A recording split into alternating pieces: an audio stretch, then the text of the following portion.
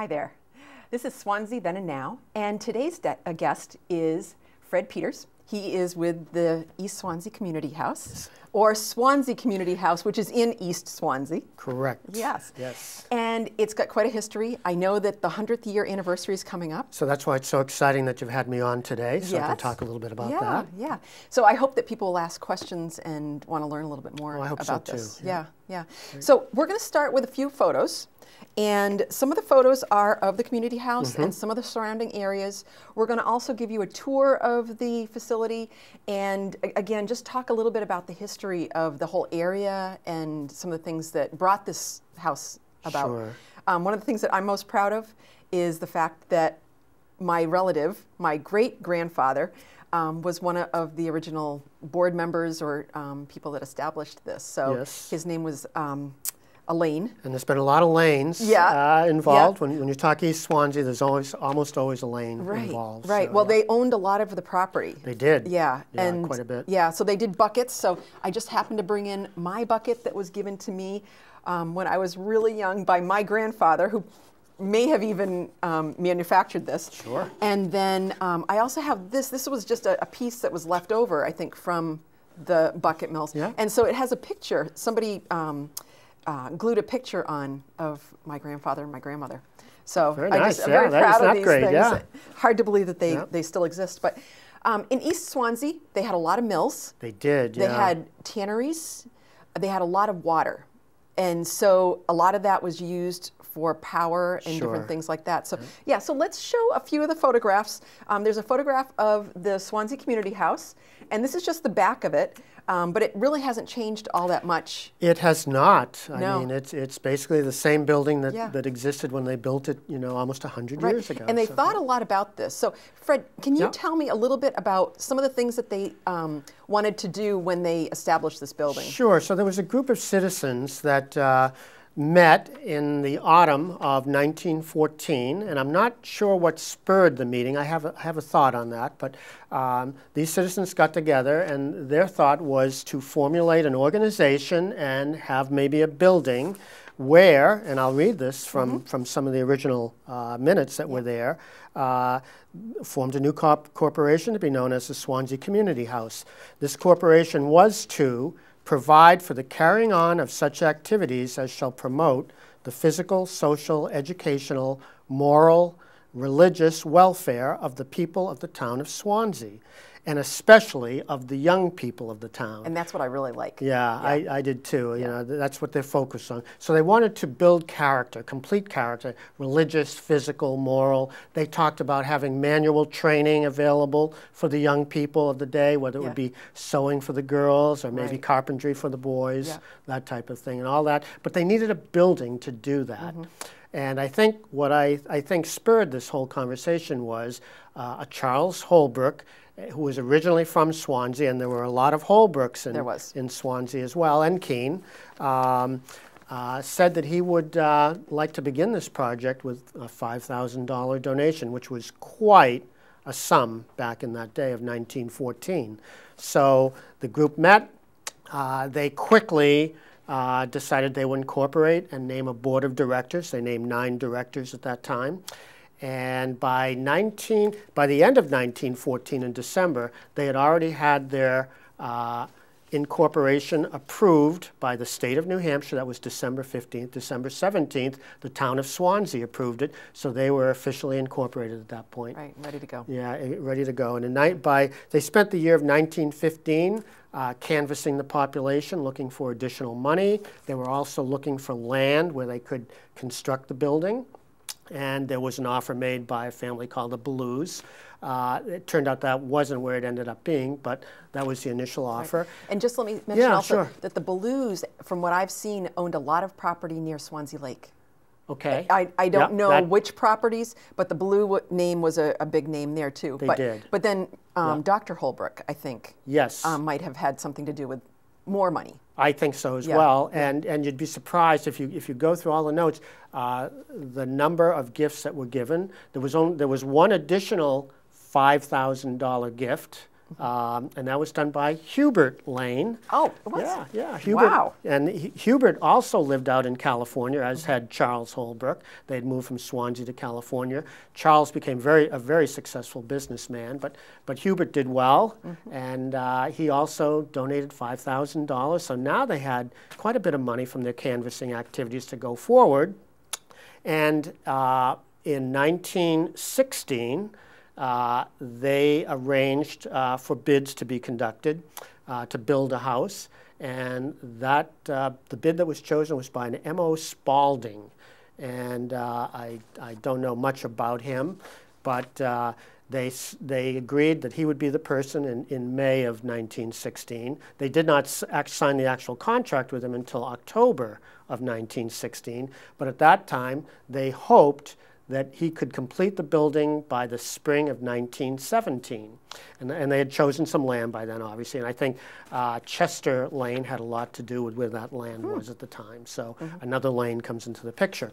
But at any rate, I guess problems developed. The war began, the war to end all wars in World War I, and I guess there was either manpower shortages or maybe resource and material shortages, and it wasn't completed by 1917. But it was completed in 1918. And what they came up with is a concrete building, of all the things. Wasn't wood, wasn't brick, but they came up with a concrete building. The walls are very thick in the building.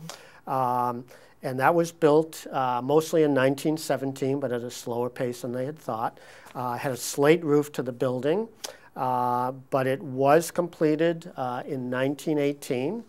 And the cost was $6,500.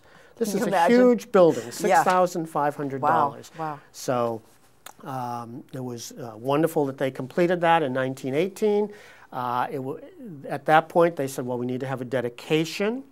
And so late in 1918, they started to meet again, and they decided they would have a dedication of the building on February 23rd and 24th of 1919. As we tape this today, we're almost on that date. Exactly. So almost 100 years ago, exactly. It was a wintertime dedication, and it lasted 2 days. Basically, it was a church service and a speaker and some music and, of course, some food. And that was the dedication back then. So we're going to touch on a few of the things that you just talked about, too. So there is a chapel. So yes. And we're going to touch on this. Yeah. So there's a chapel, there is a stage, and the area where the stage is was a gymnasium, because that was another thing that they wanted. They wanted to make sure that it was someplace where kids could come and be physical and exercise. Yeah. So they really thought this through, which I really think did a wonderful thing. It was a wonderful group, and you're right. There was a chapel, and the chapel was, of course, half the upstairs itself. Right. So the chapel, the gymnasium, the stage. Downstairs, they put up a library almost immediately in one of the downstairs rooms. So you had the library as well. So it was, they really thought it through. They did. So let's go to East Swanzey, where the house or the community center is, and I know that we have a map. Which you might not be able to read a whole lot of, but there's a lot of names on it. Sure. And so a lot of those names are people that you're going to see if you look back in the history of the community center there. And then also the mills were a big thing. Mills were big in East Swanzey. Yeah, and so because of the river, I don't know if it's the South Branch. Because of the South Branch, there were lots of mills all along the way. And from some of the reading that I've done in this book by a guy named Reed, Benjamin Reed. Okay, Benjamin Reed. It talks about all these mills, and it talked also about how people passed on, too. A lot of the kids either got burned or scalded. I'm like, how did this happen? But back then, it wasn't like you had a real kitchen. Like, there were things that weren't, like, approved, the way they lived. But a lot of the mills would catch fire because static electricity, boom, that's all you needed was sawdust, and sparks would fly and things would happen. So I would see that mills would come and go, and they would get them right back, running as soon as they could. And the amount of wood that they used was incredible. Just one mill would go through 700 or 800 cord in one season, and that's just pine.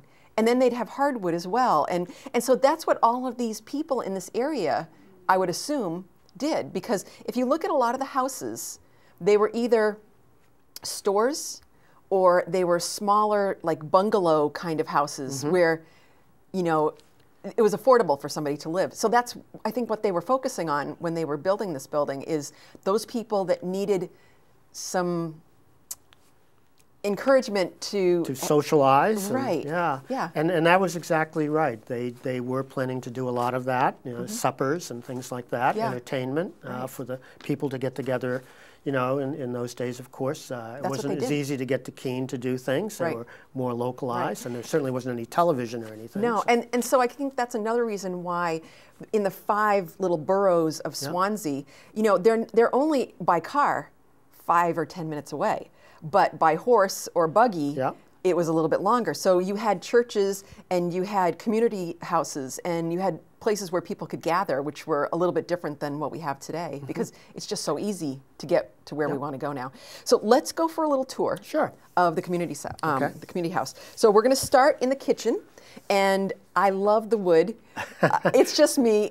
It looks original. It is. A lot of the woodwork in there is original. Yeah. Some of it is not in the greatest shape, as you would imagine after 100 years, but a lot of it is. Yeah. And that's quite fascinating. So the kitchen, I will mention at this time, since we're talking about the kitchen, one of the big forces of the community house in the early years was the Women's Club of Swanzey. They really were. They came in, it was a place for them. They wanted to hold suppers, and of course, who did the directors turn to? They turned to the Women's Club to put on the suppers. They put on fairs in the summertime on the grounds there. Nice. And the Women's Club often donated things. They brought in the original Glenwood stove that was in the kitchen. Do you still have that? No, that's long gone. Unfortunately. But I mean, you have to have something that's more up to date. Right. Yeah. Oh, so we're here at the chapel now. And that's the chapel. And see those... I was just going to say... this is just so surprising to have a chapel in this building. It's a beautiful chapel still. Yeah. And you can see the wooden pews that are in that building right now. They're oak pews, and you can kind of count them and see how much they are. They were purchased for under $500 back in the day. Oak pews. And did the people buy them themselves, or were they purchased by the community center? So the pews were purchased by the community center, but of course the community center was still doing a lot of canvassing of the public to gather more money, and that's what they called it back then, canvassing. And so, you know, whenever they had money to do things, they built the building, which was fine, but then they found they had to, you know, put up curtains, they needed pews, they needed just things, you know, dishware in the kitchen and things like that, which the Ladies Club took. And they had some beautiful dishware, china, that had this, a Swanzey Community House symbol on each plate. And in 1940, they had to replace a lot of that, so I have a lot of the old ordering forms. Do they have any of the china still around? Yes. Wow. But it's not out in public use right now. Right. Is there any at the museum in West Swansea? I don't know. That would be a good question. Will there be be any showing at the 100th I think anniversary? We could manage that on the anniversary. It would just be interesting to see it. To see that. It's amazing. Yeah. So let's look at the windows a little bit more in the chapel. Yeah. And it has a metal ceiling. Yeah. It has a molded tin ceiling, and unfortunately we have some difficulties with that. And we're sort of at a crossroad as to what we're going to do. But you're seeing the stained glass windows here that were brought in fairly early to the chapel. This one that I think we're looking at now was donated by a family called Nelson. And I don't know anything more about them. There's a little plaque underneath the window there. Maybe there's somebody in Swansea that knows about that. Maybe. You never know. So if you do know, please step forward and tell us. There's the molded tin ceiling that still exists in the chapel. Right. And it did exist also in the gymnasium when they first put that up, but that's long since been replaced with a regular ceiling and such. There were difficulties. It was rusting. You know, the slate roof would leak and the water would come in and it would rust. The piano you're seeing here was donated in 1971 by a J. Edward Bouvier, and it's a grand piano. It's beautiful, and there's some talk that he was related to Jacqueline Kennedy Onassis, who was a Bouvier. I don't know if that's true or not. Well, it's a good story. It's a good story. Yeah, So we have a plaque, and then we're going to look a little bit more at the chapel. Yeah. And then it's just beautiful. I mean, the light coming in. There's no church group meeting in there, and there has not been for almost 10 years now, which is a shame. We've advertised for it. What a beautiful place for a wedding. Oh, yeah, and we do hold weddings there. Yeah. We will open it up for a wedding, and of course the reception can be held right on site as well. Right. We have a couple coming up this summer. So now we're looking at the auditorium. This is a gymnasium, and you can see the stage up in front, and a lot of basketball. In fact, I played basketball. My dad said he used to go down there and play basketball. There you go. Yeah, I played basketball in here back in the 80s. That was probably about the last time that they conducted basketball. Right. But screen over the windows But I mean, they had to have a place, and so that they used everything to the best of their ability. They did, and you can see it's a fairly large. When I was playing basketball, I thought it was pretty small. How many people does that hold, like, if you were having a play Oh, of some you kind? could have 120 maybe, somewhat comfortably. Yeah, I don't think you'd want to go much beyond that. But we have had a couple of plays in there over the recent years. The Edge Theater put one on. I know they wanted to use the building more frequently, but it's just such a busy building, it really wouldn't work. Right, so, yeah. Right. Okay, we have a few more photos, a few doors and windows, and I mean, it's nice to see. Oh yeah, all the original work there. The original work that you guys have kept there. Whoops, sorry about that, folks. We'll keep going. And then I think this is the last picture of our little tour. But the old hooks, the old hooks are still there. You remember going to, I don't know if you were in elementary school, but I went to Simon School in Keene, and we had the old hooks, and it's just one of those things. So those hooks were probably put there when they did do a little schooling in there. Of course, the old number 2 schoolhouse is across the street. Right. And that was used until they opened up Mount Caesar. So all the way into the early 1950s, schoolhouse number 2 was used. And the students would, in 1948, the superintendent asked if he could put grades 1 and 2 into the community house in the library area, which they did for a couple of years. So that's probably where the hooks came from. Yep. Yeah, and I actually know, or I am familiar with the people that own the schoolhouse now. Oh, you do? So I'm hoping that we'll have another show and on I just the schoolhouse as well. spoke to someone who went there to that school, and he said there were 8 grades in there, 4 in the top floor, 4 in the second floor, and he graduated from there in 1949. Wow. So, yeah. Yeah, and I think they still have the blackboard in there, too. I think they do. That's what I've heard, Yeah. Okay, so let's see. We've gone on the tour. Let's do a little bit more on the building. Okay. So we have a few photos of the building. Yeah. And if you can tell me a little bit more about the building or anything that comes to mind. Yeah. There's a few different views, so we'll just keep flipping through the photographs. Yeah. So originally the building was used for the meetings, as we talked about, and for a lot of suppers and things like that. The back of the building, which we, parked in, and that didn't exist back in the early days of the building. I think all the parking was probably along this street, and maybe there was a little area off the front. But they put in the driveways and the parking lot in 1957.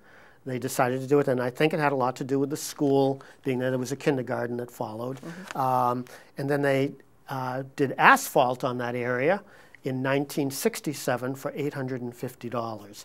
I mean, $850, you can barely do anything with these days. So that was amazing. You're looking at a plaque right there in the front of the building, which was put up after World War I, and it shows some of the people who fought in World War I from Swanzey on that plaque in the front of the building. Of course, I mentioned that there was a library in the downstairs as well, library and dining room. Originally, the building was heated by a coal furnace, so they had a coal room down there. And then, of course, that changed out later in a few ways. But yes. And there's the school. That's the school number 2 right there. And there is a little attachment there in addition to the students coming on. The community house, if you look at any of the early pictures, did not have a bell tower on the building. I don't know if you want to go into that now. Yeah, sure. Sure. So when did that bell tower occur? So I found out that it was in 1953 that they began talking about the bell tower.